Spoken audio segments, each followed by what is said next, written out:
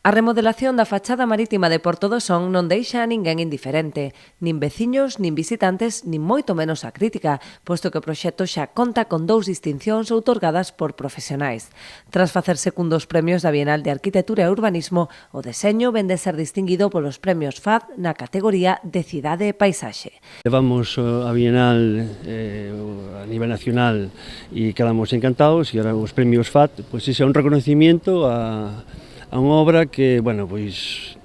non é un traballo de solo facer a obra aquí, senón de levamos un traballo previo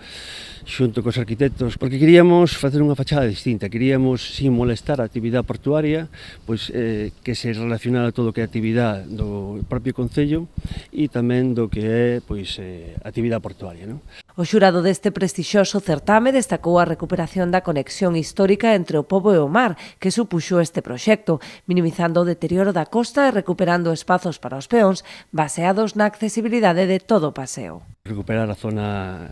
do tendedeiro, co mirador que dá hacia a entrada da ría. Conseguimos mellorar toda a accesibilidade, que é unha fachada onde calqueira pode andar en silla de rodas sin problema ningún, e a verdade que estamos encantados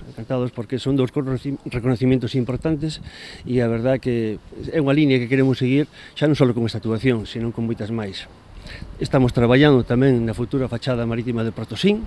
que ven desde o náutico hasta a zona da entrada portuaria, e queremos facer algo así dese estilo, para eso, que sea a fachada de todos, que sea o espacio de todos, ¿no? Aí participa a hostelería, onde conseguimos ampliar moitísimas as zonas das terrazas.